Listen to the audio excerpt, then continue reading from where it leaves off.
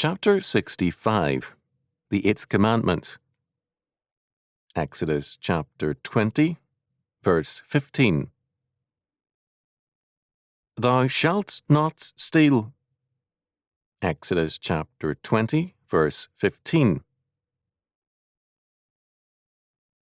There is scarcely a culture anywhere in the world without a law in some form against theft.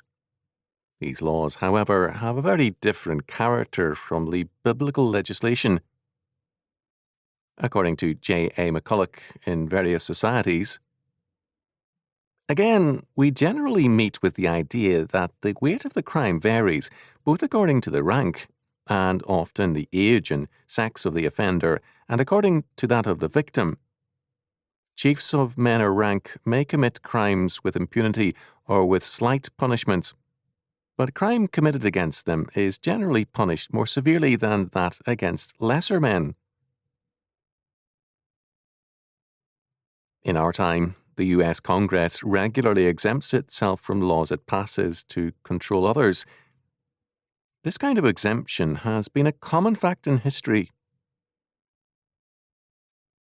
To a great degree, this problem stems from the nature of sovereignty. The sovereign is the source of law, but is not under the law. With the God of Scripture, we have a difference. He is the source of law, and his law is the expression of his being and nature.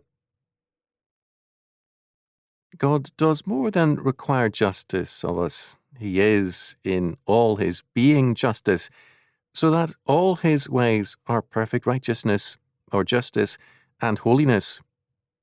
God cannot be other than just because he is justice. This, however, is emphatically not true of all human would-be sovereigns, nor of judges, nor of any man. Human authorities, by setting themselves up as the source of law and justice, free themselves from God's justice and become evil.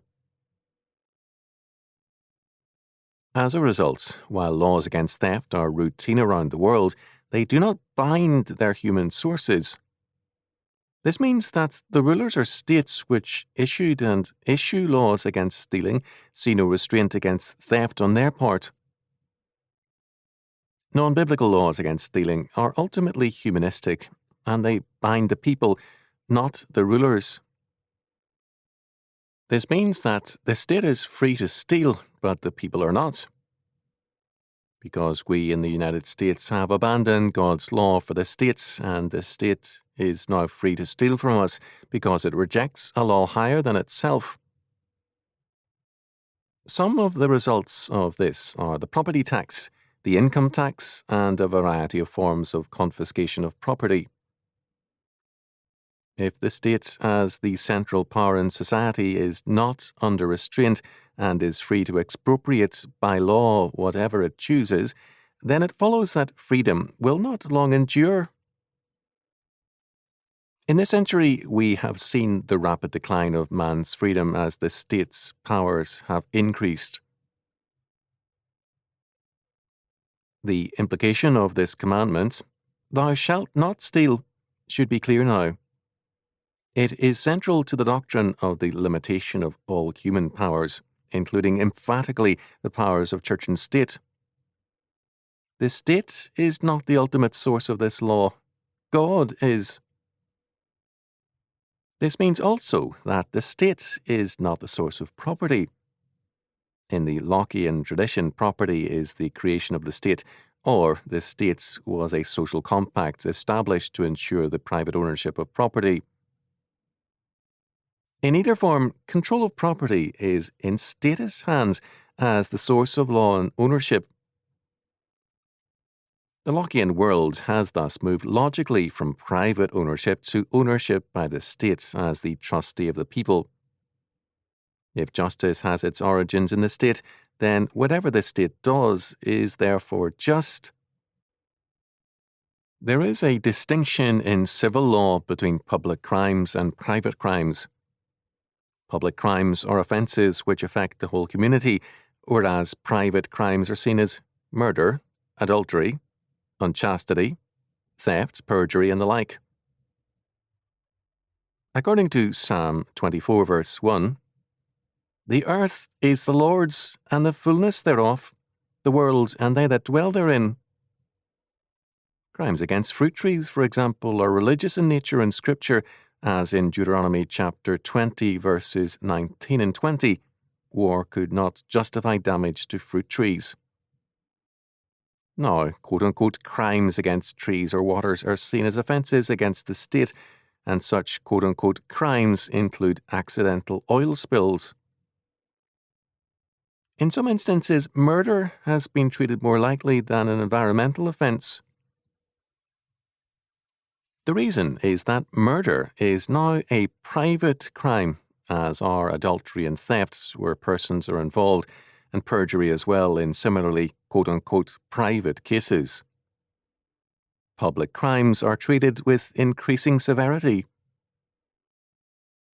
Many crimes have been shifted from one sphere to another. In ancient Greece, debasing the coinage was a crime punishable by death.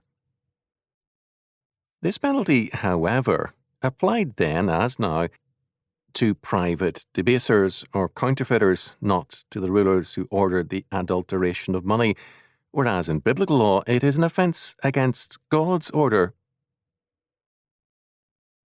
In the Bible, there is no word for crime. What we call crime is in Scripture a sin, a form of evil. In terms of biblical law, a power state is not possible. It is a rebellion against God and His law. It is a denial of the limitation of all earthly powers mandated by God's law word. As such, it is warfare against God, and it is a revolution with devastating consequences for men. In 1 Samuel chapter 8, we have that prophet's warning against a departure from God's government in favour of man's. It means the drafting of a people's sons and daughters for compulsory state service. It leads to the confiscation of the people's land and money, and to heavy taxation. In time, Samuel says the people will complain against all these things, but God declares, "And ye shall cry out in that day because of your king which ye shall have chosen you, and the Lord will not hear you in that day." 1 Samuel chapter 8, verse 18. The solution to our problems today, as many see it, is stricter law enforcement. The answer is that we are getting stricter law enforcement of public crimes, of crimes against the state and its agencies. The Internal Revenue Service of the US is giving us ever stricter enforcement. The same is true of state property taxes and all taxes on all levels. Private crimes, being of lesser importance in modern law, are given a lower priority. Where law comes from God, as in Scripture, strict enforcement is required of all, we are told. "And I charged your judges at that time, saying, Hear the causes between your brethren, and judge righteously between every man and his brother, and the stranger that is with him. Ye shall not respect persons in judgment, but ye shall hear the small as well as the great. Ye shall not be afraid of the face of man, for the judgment is God's. And the cause that is too hard for you, bring it unto me, and I will hear it." Deuteronomy chapter 1, verses 16 and 17. When the state defines justice, justice then becomes the will of the state. In modern legal theory, the state is the definer, and there is no justice beyond the state. In biblical law, restitution is mandatory to the offended person and to God. In modern law, restitution to the state is required, but not to private persons, although in recent years some states have restored restitution to persons. Roman law under the Republic, in theory, treated all citizens as equal before the law, but not many were citizens. Under the empire in time, all free men who were in the empire were granted citizenship, but the higher groups had certain immunities so that the change was more superficial than substantial. The distinction between public and private crimes is one which has strengthened the power of the state, enabled it to play God, and has been used to destroy the people's freedom. As long as the state is the source of law, this problem will remain. Many a reformer has gained power with a desire to help the people, but has failed miserably because of a failure to understand the nature of law, its legitimate source as God, and the fallacy of the distinction between public and private law. If the law is not God's law, it will be a form of subjugating private man or the people. There can be no solutions to unrecognized problems.